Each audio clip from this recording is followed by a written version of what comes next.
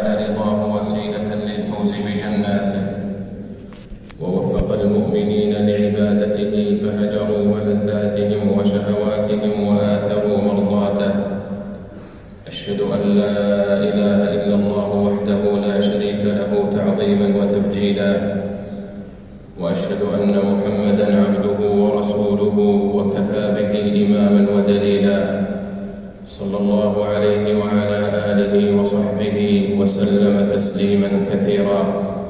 أما بعد، فإن خير الحديث كلام الله، وخير الهدي هدي نبينا محمد بن عبد الله، وشر الأمور محدثاتها، وكل بدعة ضلالة، وكل ضلالة في النار. عباد الله، أوصيكم ونفسي بتقوى الله عز وجل، فهي وصية الله للأولين والآخرين. ولقد وصينا الذين أوتوا الكتاب من قبلكم وإياكم أن اتقوا الله، ثم اعلموا أن طاعة الله خير مغنم ومكسب، ورضاه خير ربح ومطلب، والجنة حفت بالمكاره، وحفت النار بالشهوات، وإنما توفون أجوركم يوم القيامة، فمن زحزح عن النار وأدخل الجنة فقد فاز. معاشر المسلمين، رمضان شهر عبادة وتوبة، شهر تقرب وأوبة، شهر توبة ورجوع، وإخلاص وخشوع، وسجود وركوع، شهر صيام وقيام، شهر بر وإحسان، وتلاوة للقرآن. ألا وإنه قد آذن بالرحيل، وما بقي منه إلا القليل القليل. قد وقف على ثنية الوداع، وأوشك على الرحيل. فليت شعري من المقبول فنهنيه، ومن المردود فنعزيه. فالغنيمة الغنيمة عباد الله، والبدار البدار. تداركوا ما بقي منه، وبادروا بالتوبة والاستغفار، وسابقوا إلى مغفرة من ربكم وجنة عرضها السماوات والأرض أعدت للمتقين.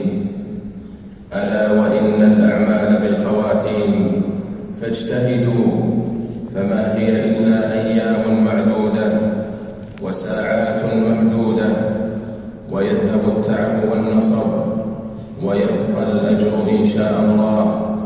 ما هي إلا أيام يسيرة وتطوى صحفه وتختم أعماله. فيا سعادة الفائزين، ويا حسرة المفرطين. صعد رسول الله صلى الله عليه وسلم المنبر، فلما رقى عتبة قال آمين، ثم رقى عتبة أخرى فقال آمين، ثم رقى عتبة ثالثة فقال آمين، ثم قال أتاني جبريل فقال يا محمد، من أدرك رمضان فلم يغفر له فأبعده الله، قل آمين. فقلت آمين.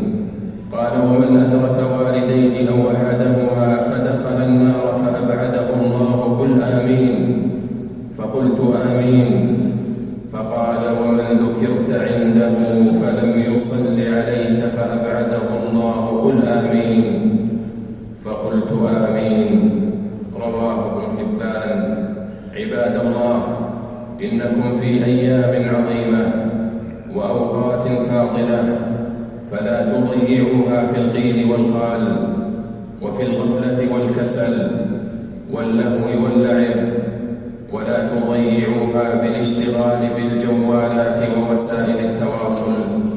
اغتنموا أوقاتكم، اغتنموها في الصلاة والذكر وقراءة القرآن، اغتنموها في التوبة والاستغفار والدعاء والابتهال. ألا وإن طرق الخيرات كثيرة، فأين السالكون؟ وإن أبوابها لمفتوحة، فأين الداخلون؟ عباد الله من كل طاعة بنصيب. يا أيها الذين آمنوا اركعوا واسجدوا واعبدوا ربكم وافعلوا الخير لعلكم تفلحون. أيها الصائمون، للعبادة المقبولة أثر في الإيمان، فأثرها في القلب والجنان إصلاح النية وتزكية النفوس والتقوى والإخلاص والخشوع لله الأعلى. وأثرها في الجوارح والأركان الكف عن المعاصي والمحرمات والمثابرة على فعل الخير والطاعات. وقد قال تعالى عن الصلاة: إن الصلاة تنهى عن الفحشاء والمنكر. وقال عن الصوم: يا أيها الذين آمنوا كتب عليكم الصيام كما كتب على الذين من قبلكم لعلكم تتقون. فراقبوا الله في أعمالكم، فإن الله لا ينظر إلى صوركم ولا إلى أجسامكم، ولكن ينظر إلى قلوبكم وأعمالكم. ورب صائم ليس له من صيامه إلا العطش والجوع والتعب، ورب قائم ليس له من قيامه إلا السهر والنصب. نسأل الله السلامة والعافية. أيها الناس، إن من علامات قبول الأعمال تغير الأحوال إلى أحسن حال، والاستقامة على صالح الأعمال، والتوبة إلى الله عز وجل. فأروا الله من أنفسكم خيرا، وأقرضوا الله قرضا حسنا، وما تقدموا لأنفسكم من خير تجدوه عند الله هو خيرا وأعظم أجرا، واستغفروا الله إن الله غفور رحيم. الله أكبر كبيرا كثيرا.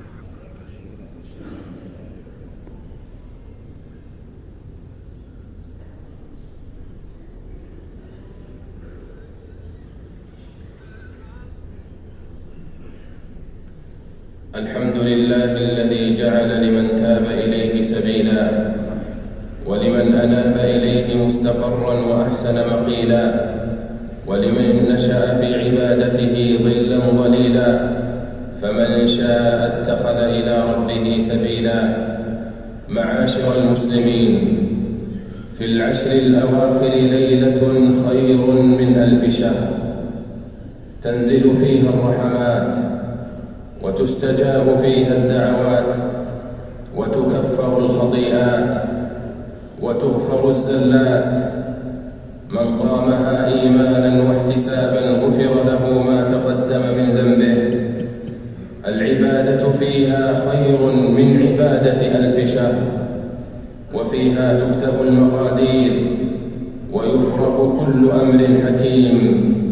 فاحرصوا على قيامها، واجتهدوا في تحريها، وجدوا في طلبها، وتضرعوا إلى الله فيها. وحري بمن التمسها ألا يخيب، والله ذو الفضل العظيم. وهي تلتمس في سائر ليالي العشر، وخاصة في الوتر منها، وما بقي منها إلا القليل.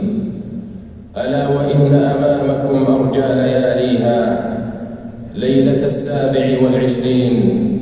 فعن أبي بن كعب رضي الله عنه أنه كان يقول في ليلة القدر: والله الذي لا إله إلا هو إنها لفي رمضان. يحلف ما يستثني: ووالله إني لأعلم أي ليلة هي الليلة التي أمرنا بها رسول الله صلى الله عليه وسلم بقيامها. هي ليلة صبيحة 27. رواه مسلم. وعن ابن عمر رضي الله عنهما قال: قال رسول الله صلى الله عليه وسلم: من كان متحريها فليتحرها ليلة 27، يعني ليلة القدر. رواه أحمد.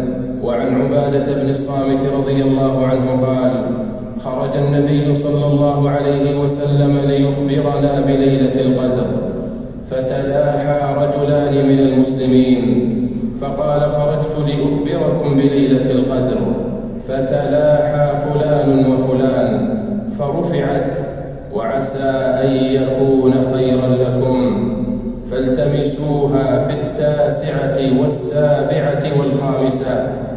رواه البخاري. فاحرصوا عباد الله على التماسها، وفقكم الله لقيامها وجعلكم من المقبولين فيها. أيها الناس، قد شرع الله في ختام هذا الشهر الكريم زكاة الفطر، فتجب على كل مسلم تلزمه مؤونة نفسه إذا فضل عن قوته وقوت عياله يوم العيد وليلته، وتلزم الذكر والأنثى والصغير والكبير، وعلى الغني والفقير يخرجها المسلم عن نفسه وعمن تلزمه نفقته. والمستحق لزكاة الفطر هو المستحق لزكاة المال، ومقدارها صاع من بر أو تمر أو شعير أو زبيب أو قمح أو أقط أو ما يقوم مقام ذلك من قوت أهل البلد كالأرز. والصاع مكيال يقاس به الحجم وليس الوزن. فعن عبد الله بن عمر رضي الله عنهما أن رسول الله صلى الله عليه وسلم فرض زكاة الفطر من رمضان على كل نفس من المسلمين، حر أو عبد أو رجل أو امرأة، صغير أو كبير، صاعا من تمر أو صاعا من شعير. رواه مسلم. عباد الله، قد شرع الله زكاة الفطر طهرة للصائمين من اللغو والرفث، وزكاة للبدن، وطعمة للمساكين، ومواساة للفقراء يوم العيد، وتجب بغروب الشمس من آخر يوم من شهر رمضان، والسنة إخراجها يوم العيد قبل الصلاة، ويجوز تعجيل إخراجها قبل العيد بيوم أو يومين، ويأثم من أخرها بعد صلاة العيد من غير عذر، ويلزمه إخراجها. فعن ابن عباس رضي الله عنهما قال: فرض رسول الله صلى الله عليه وسلم زكاة الفطر طهرة للصائم من اللغو والرفث، وطعمة للمساكين. من أداها قبل الصلاة فهي زكاة مقبولة، ومن أداها بعد الصلاة فهي صدقة من الصدقات. رواه أبو داود. وفقكم الله لما يحبه ويرضاه، وتقبل منكم صالح الأعمال، وجعلكم من الذين يستمعون القول فيتبعون أحسنه. أولئك الذين هداهم الله، وأولئك هم أولو الألباب. اللهم استعملنا في طاعتك، ووفقنا لاستغلال الأوقات في عبادتك، وبارك لنا في العمر على طاعتك، ومتعنا بالصحة والعافية يا رب العالمين. اللهم اختم لنا شهر رمضان برضوانك والعتق من نيرانك. اللهم أعد علينا رمضان أعواما عديدة وأزمنة مديدة، ونحن في صحة وعافية وأمن وإيمان يا رب العالمين. اللهم إنك عفو تحب العفو فاعف عنا. اللهم اغفر ذنوبنا وزلاتنا، واستر عيوبنا وعوراتنا، وفرج همومنا ونفس كروبنا، واكلأنا بحفظك ورعايتك يا رب العالمين. اللهم حبب إلينا الإيمان وزينه في قلوبنا، وكره إلينا الكفر والفسوق والعصيان، واجعلنا من الراشدين. اللهم يا مقلب القلوب ثبت قلوبنا على دينك. اللهم يا مصرف القلوب صرف قلوبنا على طاعتك. ربنا لا تزغ قلوبنا بعد إذ هديتنا، وهب لنا من لدنك رحمة إنك أنت الوهاب. اللهم اغفر لنا ولوالدينا وللمؤمنين والمؤمنات. اللهم اشف مرضانا، اللهم اشف مرضانا، وعاف مبتلانا، وارحم موتانا يا أرحم الراحمين.